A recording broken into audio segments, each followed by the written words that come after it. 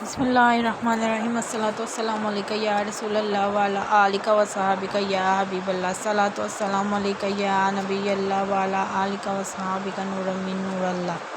افطاری سے متعلق مفید ٹپس۔ آج کی اس ویڈیو میں آپ کو افطاری سے متعلق مفید ٹپس بتاؤں گی کہ افطاری میں آپ کو کون کون سے کام کرنے چاہیے۔ سب سے پہلے تو آپ کو افطاری میں کھٹی چیزیں کھانے کے فوراً بعد دودھ یا ملک شیک وغیرہ استعمال نہیں کرنی چاہیے۔ اس سے کیا ہوتا ہے کہ ایک تو تذابیت ہوتی ہے، دوسرے ہارٹ برن ہوتا ہے، جو جلن ہوتی ہے، بد ہضمی اور ڈائریا ہونے کا خطرہ ہوتا ہے۔ اس کے علاوہ افطار سے لے کر سحری تک کم سے کم 6 گلاس پانی پئیں، یعنی جب آپ نے روزہ افطار کرنا ہے وہاں تب سے لے کر سحری تک آپ نے پورے 6 گلاس پانی پینا ہے تاکہ پانی کی کمی نہ ہو۔ تلی ہوئی اور تیز مسالوں والی چیزوں کا استعمال نہ کریں بلکہ پھلوں کا استعمال کریں۔ پھلوں کا استعمال زیادہ سے زیادہ کریں۔ سارا دن روزہ رکھنے کے بعد جب آپ روزہ کھولتے ہی فوراً تلی ہوئی چیزوں کا زیادہ استعمال کرتے ہیں تو اس سے بد ہضمی، موٹاپا اور تذابیت ہوتی ہے۔ روزہ کھلنے سے 15 منٹ پہلے ہی سب کچھ بنا کر فارغ ہو جائیں۔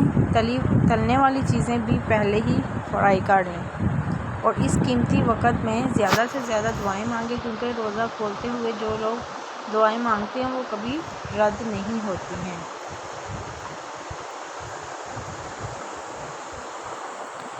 اس کے علاوہ آپ کو افطاری کرنے کا طریقہ بتاتی ہوں کہ افطاری کیسے کی جائے۔ صحت کو برقرار رکھنے اور تذابیت، کمزوری، سر درد سے بچنے کے لیے افطاری کا بہترین طریقہ یہ ہے کہ پانی، شربت یا کھجور سے روزہ کھول کر ساتھ ایک باؤل فروٹس کا یا فروٹ چاٹ، کریم چاٹ جو بھی بنایا ہو کھا لیا کریں، یعنی زیادہ سے زیادہ فروٹ کھائیں۔ اس کے بعد نماز کی ادائیگی کی جائے، بعد میں ہلکا پھلکا کھانا کھایا جائے۔ اس طرح سے ہاضمے کے مسائل بھی نہیں ہوتے، سر درد اور کمزوری بھی محسوس نہیں ہوتی۔ کھجور سے روزہ کیوں کھولنا چاہیے؟ کیونکہ کھجوریں غذائیت سے بھرپور ہوتی ہیں، اس میں بہت زیادہ فائدہ مند نیوٹرینٹس ہوتے ہیں، انرجی کو بڑھاتی ہیں۔ کھجوریں فائبر ہونے کی وجہ سے قبض کا مسئلہ حل کرتی ہیں۔ کھجوروں میں پوٹاشیم پایا جاتا ہے جو آپ کو جوڑوں کے درد اور اکڑن اور تھکاوٹ میں راحت پہنچاتی ہے، دماغی صحت کے لیے مفید ہے، کولیسٹرول کم کرتی ہیں۔ یہ کھجوریں جو ہوتی ہیں خون کی کمی کو پورا کرتی ہیں۔ اس کے علاوہ آپ نے ترک ملنگا کا استعمال کرنا ہے۔ رمضان میں ترک ملنگا کا استعمال بہت فائدہ مند ہے، اسے دودھ یا شربت یا پانی میں ڈال کر استعمال کیا کریں۔ اس میں دودھ سے 5 گنا زیادہ کیلشیم اور نارنجی کے مقابلے میں 7 گنا زیادہ وٹامن سی موجود ہوتا ہے۔ وزن کم کرنے میں مددگار ہے، ایکنی کو کنٹرول کرتا ہے، جسم کی گرمی کو دور کرتا ہے، نظام ہاضمہ کو بہتر بناتا ہے۔ اس کے علاوہ ترک ملنگا ہے وہ قبض دور کرتا ہے، دماغ پرسکون کرتا ہے، آنتوں کی صفائی میں اہم کردار ادا کرتا ہے۔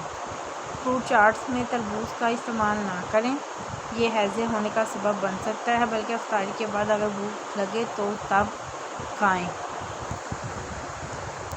تربوز کو۔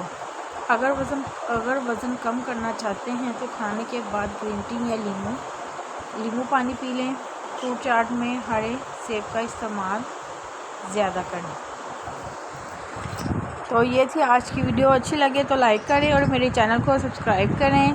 ملتے ہیں کسی نیکسٹ ویڈیو میں، تب تک کے لیے خدا حافظ۔